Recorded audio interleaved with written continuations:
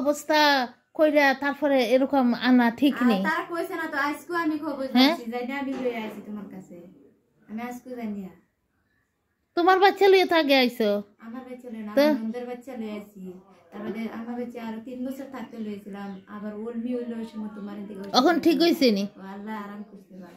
ফুলা ছিল যে তোমার ছেলে, আর তোমার ননদের মেয়ের মেয়ে না ছেলে, ছেলের এইটাও ফুলিয়া গেছিল।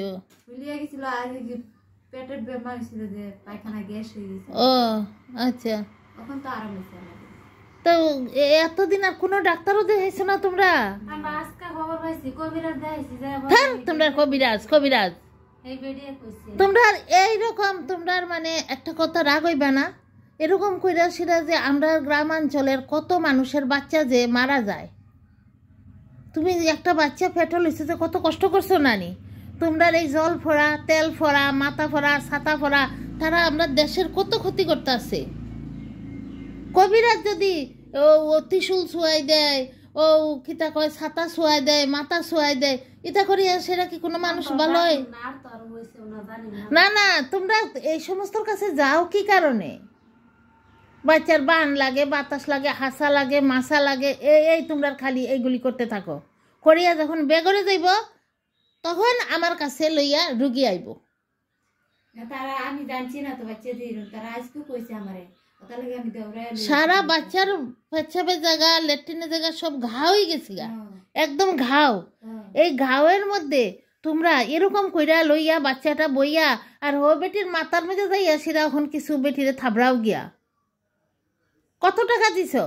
না পয়সা মশা দিছে না, এমনি দেখাইছে। না এর আগের থেকে আর কিছু খাওয়াইছে না ওষুধ? আজকে মাত্র 16 দিন।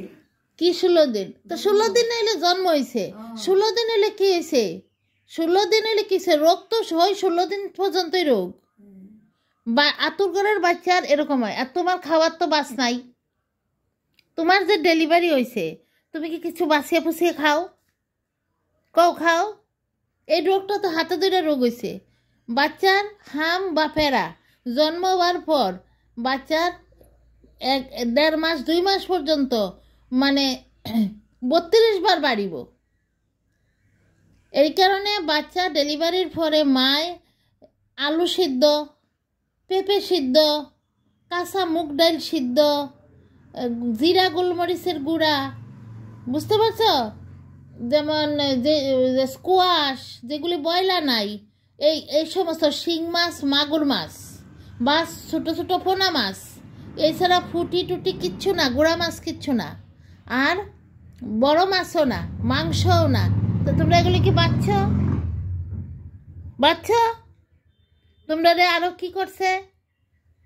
বাড়ির থেকে প্যাকেট কইরা কইরা তোমরা কি কও? মশা নানি মাংসে মাছে ডিমে আনিয়া খাওয়াইয়া তো এই সর্বনাশ করছো। তোমরা বাড়ির যে মানুষেরা, এরা তো মানুষ না, তো এরা বুঝে না। তো একটা বাচ্চার ডেলিভারির পরে মার নাটটা কাঁচা, মার নাটটা কাঁচা থাকে। বাচ্চাটাই পৃথিবীর যে আয়, হে আমরা এই পরিবেশের লগে অ্যাডজাস্ট হইতে তার সময় লাগে। হে খায় মার দুধ, আর কিছু খায় না। মা যদি মরিচ খায়, মা যদি তেল ঝাল খায়, মা যদি মাছ মাংস বয়লা জিনিস খায়, তাহলে তার এটা হজম হইব না। তুমি যাই খাইবা তাই, মূলা এগুলো কিচ্ছু, শাক, কাঁচা লঙ্কা কিচ্ছু খাইতে পারবা না। এখন আমি যদি ওষুধ দেই তুমি কি বাঁচতে পারবা? এটা তো বেঘরে গেছে গে বাচ্চা। এই বাচ্চা তো বাঁচানোর উপায় নাই। এরকম লাভ দিব তো বাচ্চার ইয়ে গেছি গা, বাচ্চার হার্টে মানে শরীর কমজোর হইয়া দুর্বল, বাচ্চার কিচ্ছু নাই। আজকেও জিজ্ঞাও না, আজকেও হেকি দিয়া খাইছে, আজকেও দেখবা বয়লা জিনিস কইব। উপাস থাকলেও ক্ষতি, বুঝতে পারছ? জিরা আর গোলমরিচ অল্প অল্প ভাজিয়া ওটা গুঁড়া করে লইবা, বুঝো? ভাত খাইতে সময় গরম ভাত, ঠান্ডা ভাত খাইতে পারতা না। দিনে 2 টাইম ভাত, আর রাত্রেবেলা রুটি, সেকা রুটি, আটার রুটি, আশীর্বাদ আটা নিয়ে আটার রুটি, হাতে বানাই না, বাজারের কিনা পরোটা না আবার, বুঝতে পারছো? আর এই যে পেটের বাচ্চার এরকম অবস্থা, এখন মায় খাইতে হইব কি? তোমার ল্যাট্রিন কেমন হয়? তোমার এরম 4-5 বার যাওনি? পিছলা পিছলা যায়নি? ঠিক করে কও। তুমি এখন কন্টিনিউ তোমার খাইতে হইব কি? এই আলু চাটনি ভাত, স্কোয়াশ সিদ্ধ ভাত, পেঁপে সিদ্ধ ভাত। না, পেঁপে খাইও না, তাহলে বাচ্চার আরও ল্যাট্রিন বাড়বো। তুমি শুকনা শুকনা জিনিস দিয়ে ভাত খাও, বুঝতে পারছো? আমি ওষুধ দিমু, বাচ্চা তো বেঘরে গেছি গিয়া, এই বাচ্চা বাঁচানি বহুত কষ্ট, তবুও আল্লাহর হুকুম, ঈশ্বরের হুকুম, আমি ওষুধ দিতে আসি। গাংপাড় থেকে যত রুগী আয় আমার কাছে, যেমন আমার একটা ভাগ্য পরীক্ষা পায়, বুঝতে পারছো? তারা লাট সীমানায় আমার কাছে আমার পরীক্ষা লইতে আইয়ে। এই কারণে আমার এক এক সময় আমার কিন্তু বহুত দুঃখ লাগে। অল্প যখন বাচ্চার বেমার হইব তখনই আইয়া পড়বা। এখন তো বাড়ি চিনছ তো, বাচ্চা হাসি দেখ, কাশি দেখ, জ্বর দেখ, যা দেখ, অল্প দিলে আইবা। আমি এখন ওষুধ দিতে আসি, মলম দিতে আসি, এগুলি ব্যবহার করবা। বাচ্চা 2-3 দিনের মধ্যেই ঠিক হয়ে যাইব। 3 দিনের মাথাত আবার বাচ্চা লই আইবা, বুঝতে পারছো নি? 3 দিনের মাথাত আবার বাচ্চা লই আইতে হইব। তা আমি টেস্ট করে আবার দেখুন। কি হয়েছে দেখি? তোমার আগা যে একদম পানি আগে আর গন্ধ,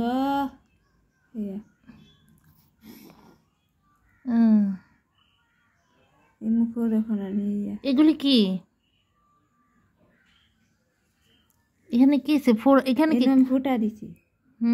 আর আর এইগুলি দেখো না, ইয়া বুকে সুন্দর করে ফিট বুক দেখানি লাগবো। রাখ, আমি এখানে দেখিতে পরিষ্কার।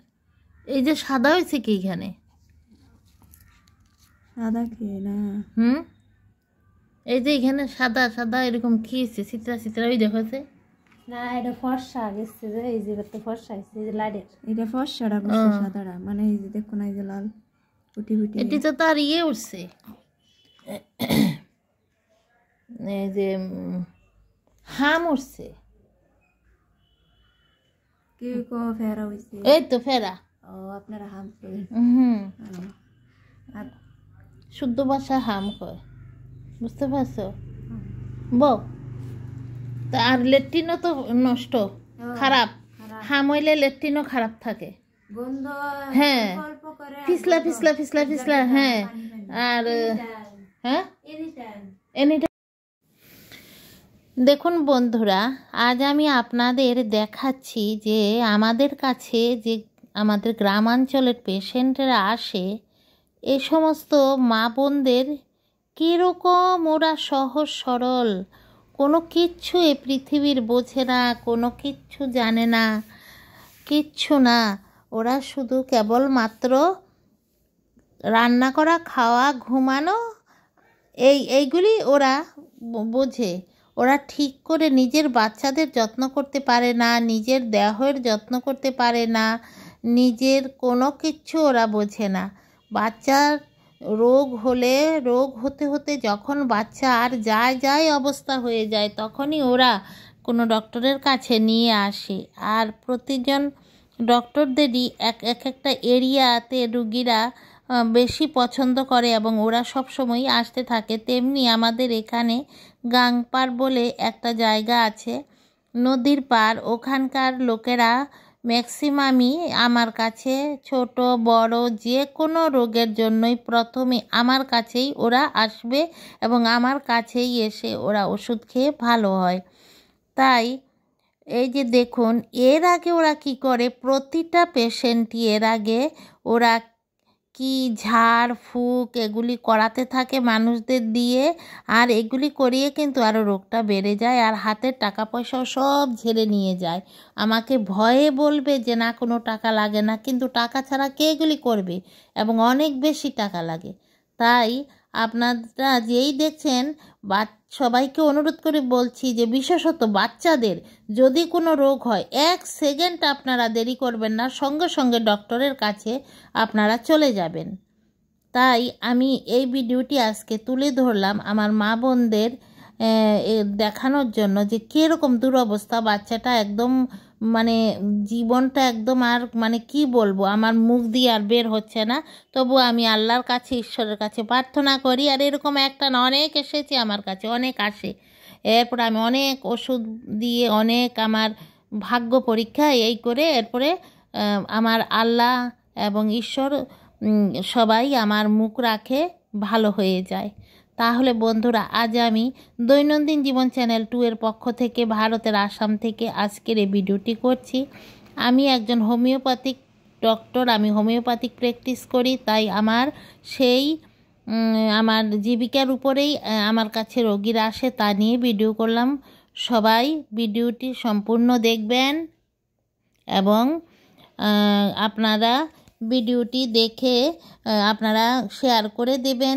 যে সমস্ত লেখাপড়া জানে না গ্রামাঞ্চলের মা বোন, ওদেরকে এই ভিডিওটা শেয়ার করে দেবেন। আজকালকার দিনে সবাইরই এই মোবাইল আছে, সবাই দেখে বুঝুক যে নিজের বাচ্চাদের কিভাবে আগ থাকতেই ডক্টরের কাছে যেতে হয়। আর আজকের ভিডিওটি যদি কোনো নতুন আমার বন্ধুরা দেখছেন, অবশ্যই ভালো লাগলে আমার চ্যানেলটি সাবস্ক্রাইব করে বেল আইকনটি প্রেস করে একটা লাইক দিয়ে দেবেন। আমি দুপুরে রান্নাবান্না করছিলাম খাওয়া দাওয়ার জন্য, এমন সময় হঠাৎ করে আমার এই পেশেন্ট এলো। আমি তো বাড়িতে পেশেন্ট দেখি, তাই আমার যখন যে রুগী আসে তখনই আমি দেখি। তাই বন্ধুরা, সবাই আমার পাশে থাকবেন, সাপোর্ট করবেন আর দেখতে থাকবেন দৈনন্দিন জীবন চ্যানেল 2 এর ভিডিওগুলি। সবাইকে আবার অনেক ভালোবাসা জানিয়ে আজকের ভিডিওটি এখানেই শেষ করছি। সবাই ভালো থাকুন।